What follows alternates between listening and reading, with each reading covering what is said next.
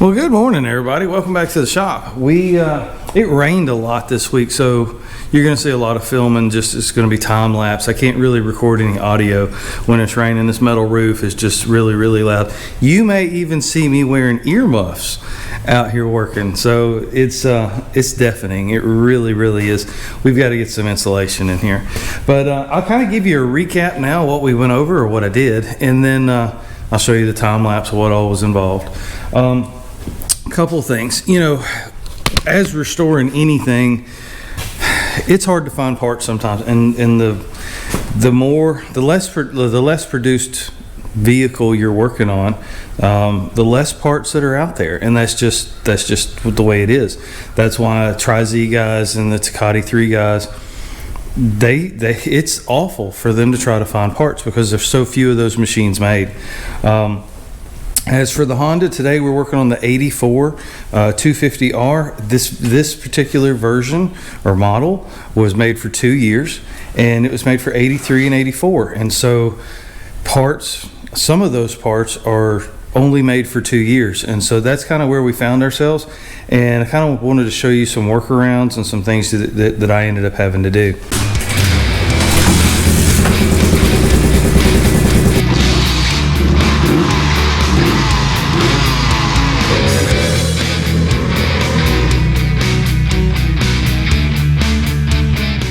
We know these handlebars are aftermarket. These are not the OE bars, so we're going to replace them eventually. But this is an aftermarket, probably overseas master cylinder. It looks very similar to the one that was on here. This is what came off of here. You see that they certainly tried to replicate, you know, the clear reservoir and this little knob here, this post. I don't know what it's for. But as you see, if the pickup is the same, that's the most important part, honestly, is where this picks up. When you're looking at aftermarket overseas made master cylinders, a lot of them have the pickup here, which changes your line routing. It makes your line come out or come down, and honestly that sounds really minor, and it is, but if you look at my 350X, I have the wrong master cylinder or an aftermarket master cylinder on it, and so I had to reroute the line, and it throws me off. I know that there are guys out there that every time they see that video, they cringe because it's not right. So I try to retain as much of the OE stuff as I can. Honestly, me personally, I don't feel it's worth rebuilding this. I don't even know if it could be rebuilt, to be honest with you. I mean, it is just so far gone. You're looking at having to hone out the passages and clean everything and resurface, and then you got to find a kit. I mean, it's just for $14 I bought a whole master cylinder and I'm done. So time versus, you know, real dollars. So here's what I did. This is the original boot. This is a new aftermarket brake line. It's pulled a little tight right now. It will route over to the center, and then I like to pull all of my lines together, maybe with a zip tie behind the headlight or something, just to kind of keep everything nice and tidy. Right now the brake caliper is just hanging, and so this is pulled tight, but it is long enough to go over there and it will match and have the right look. This is the original boot. I put it on a new line. This is a new perch and master cylinder, but this is the old handle. This handle was in excellent condition. As you see, there's no road rash on it. It's not broken. So I literally undone the bolt here on the old master cylinder, and I bolted the new bolt just because it was shinier, and I put it in. It's a perfect fit. It'll work just great. And so now when you look back at the machine, disregard the crooked handlebars, the levers match, and for me that's a big telltale sign. If you go up and one of them's chrome, you know, and one of them's black, or one of them has this dull aluminum cover and you got a new black one over there, it just sticks out like a sore thumb. So in the meantime, we've got a replacement master cylinder down there, or a brake caliper, excuse me, if we need it. I hope we don't need it. I'm going to try to reuse the original. I always try to reuse the original, but I had that laying around from the other 250R, and just kind of seeing, you know, how close it would be to make it fit. We went ahead and installed new lines. We got a new clutch cable. The clutch feels like it is working properly. Remember, we haven't tried this. We did a will it run. We got it running, but we had that terrible situation where somebody welded the sprocket on. And so in this video, you're going to see me tackle that sprocket, and I got to tell you, it was a job.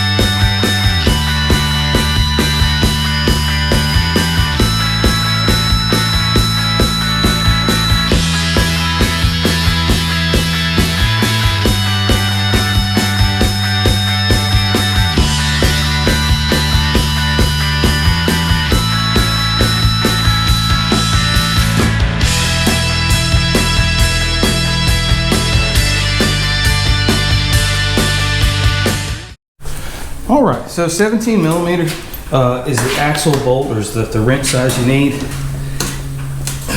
Ooh. Oh yeah, whew.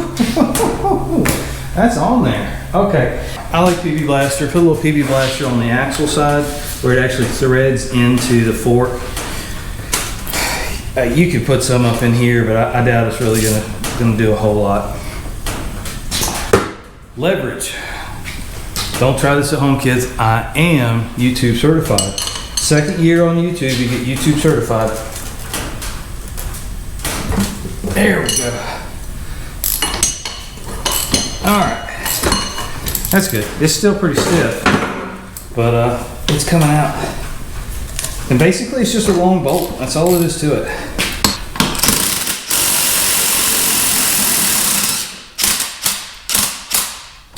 All right, good, good, good.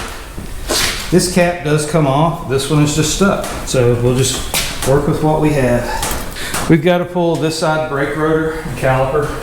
Not a big deal, 12 millimeters should be. And the reason you have to kind of do it this way is the rotor is actually, the wheel is kind of captured. You can't pull the brake caliper off of the rotor because it hits the edge of the rim. So you kind of have to kind of do it all at one time. They could have done it a little bit better job, but you know, it is what it is, right? There you go. All right. Now you got to take the rotor off.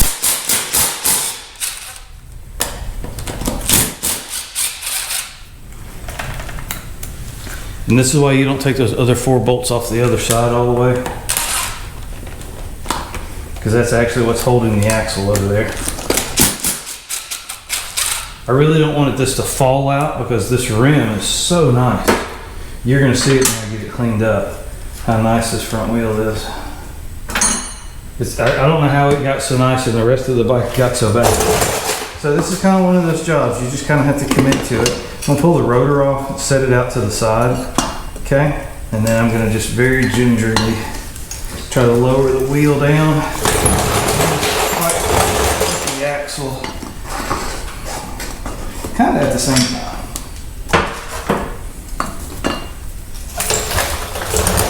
All right. And that's it. And just so you know, yeah, the rotor should have fell out of that caliper, and it probably will, but it's just kind of stuck there. I think the rust is just caught up on it. But that's our tire. There's a spacer on both sides, and it's really not any more difficult than that. This concept is the exact same setup on your 200Xs, all 5 years. All of the R's are set up this way. I don't think there's. The 350Xs are set up this way. If you can do one, you can pretty much do the rest of them. All right, now we're gonna go over to the tire machine. We're gonna break this tire down, and we're gonna go ahead and clean this wheel up a little bit probably, and get us a new tire on here, and we'll be one step closer to moving.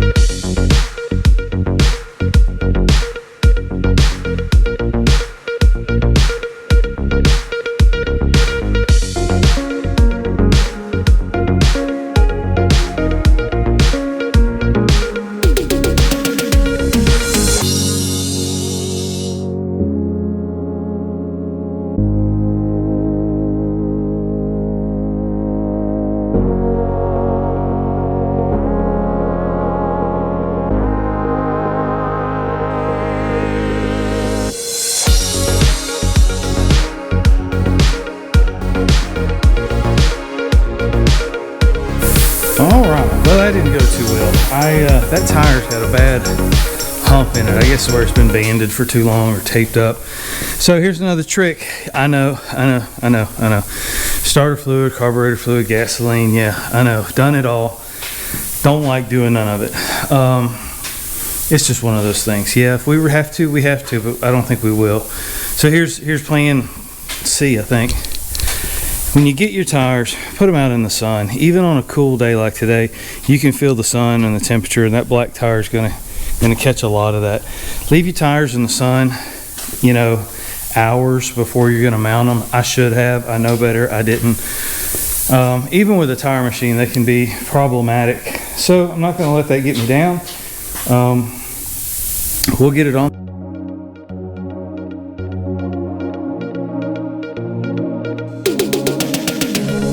What I didn't know, and these are things, there are 3 brackets that hold the rear fenders on. If you're not familiar with the 83, 84, there's a bracket on the rear that's a latch. And so in 85, Honda changed this.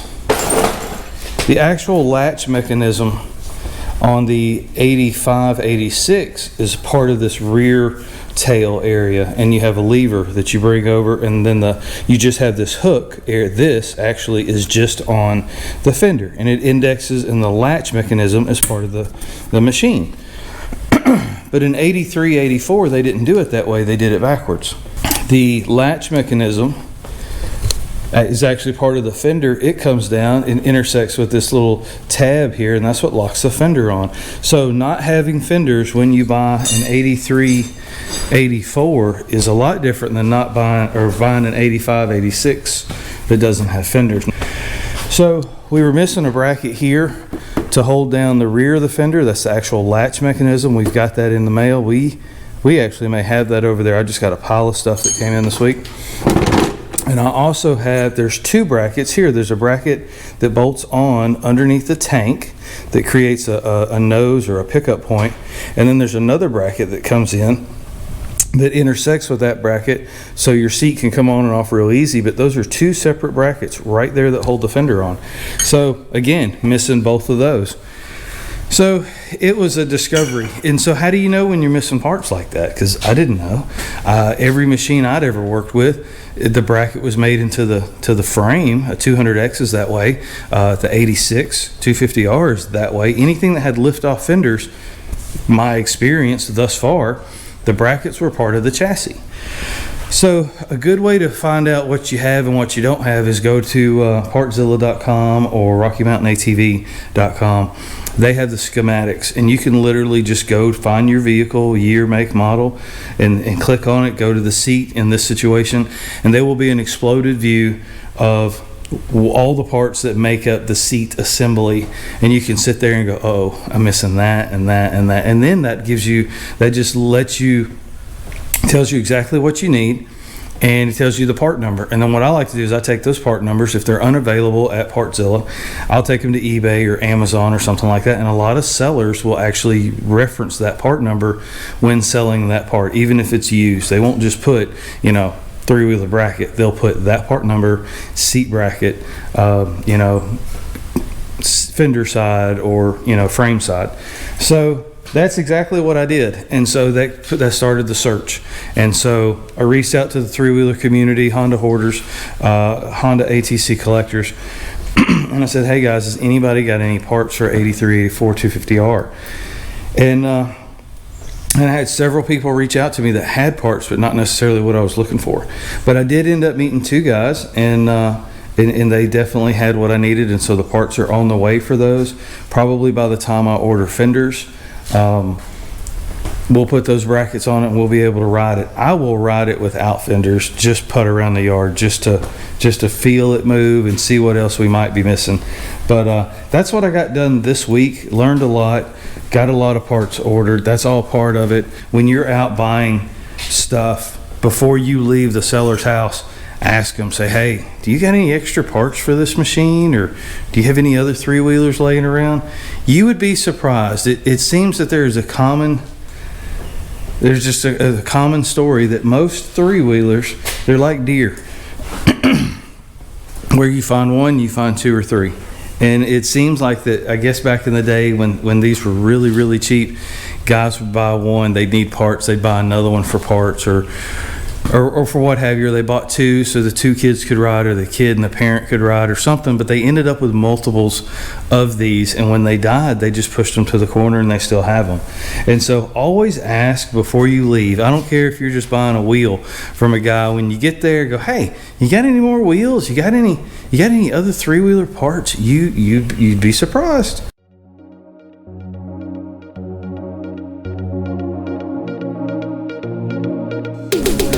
And sometimes it's just that way. So we found out some things.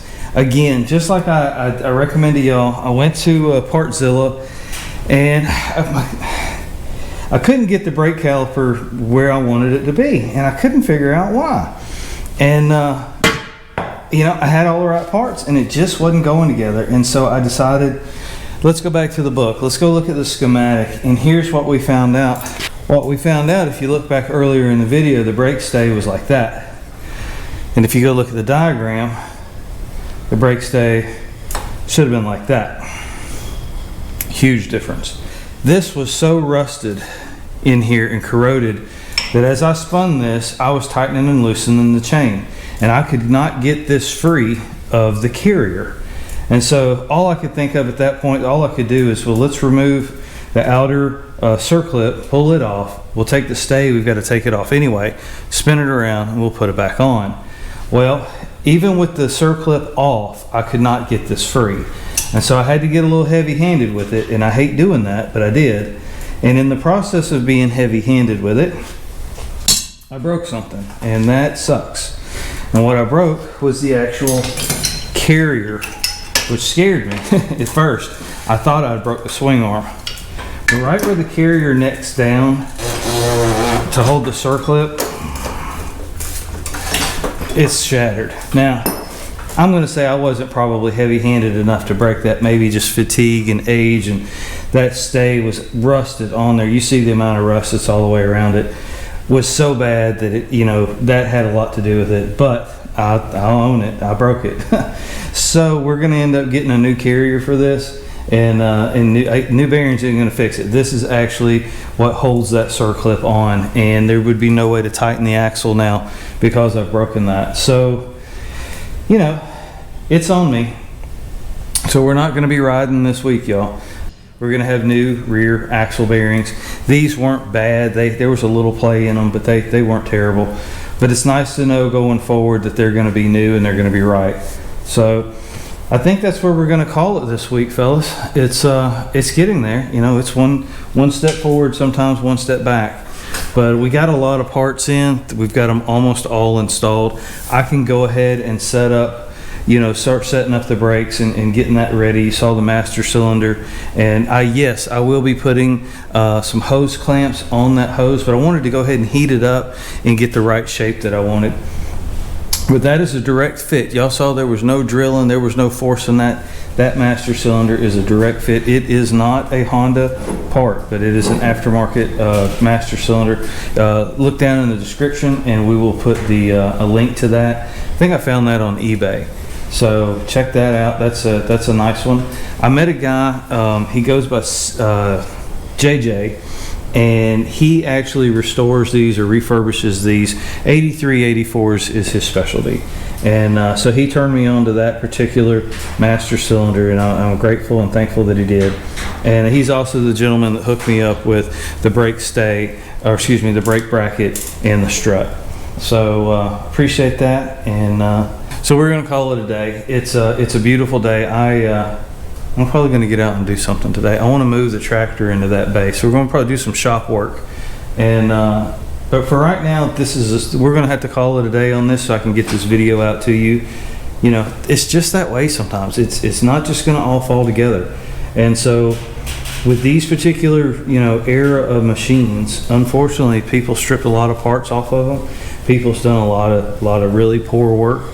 But don't get discouraged. You can do this. It's simple tools. It really is. You could do all of this type of work with hand tools.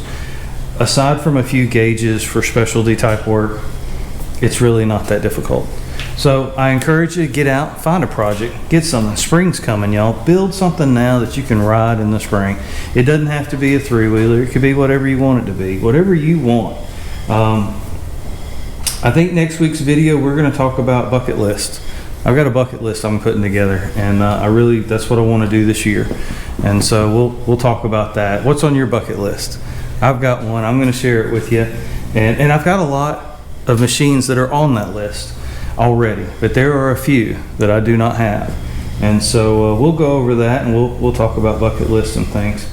But yeah, man, I can't be more excited about this. We got a lot of really cool, neat parts come in, and these are some of the hurdles, some of the challenges that you'll find when you buy a machine that's not 100%.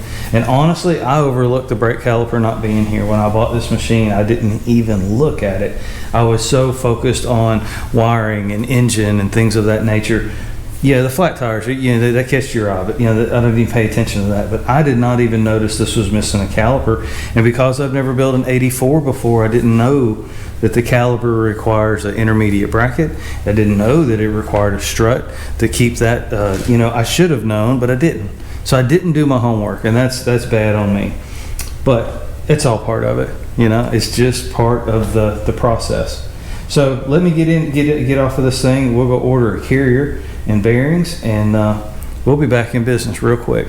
So as always, thank you so much for watching, liking, sharing, and subscribing. It helps out the channel. 2023 looks like it's going to be a really big year. I'm grateful for each and every one of y'all. Y'all take care. Bye.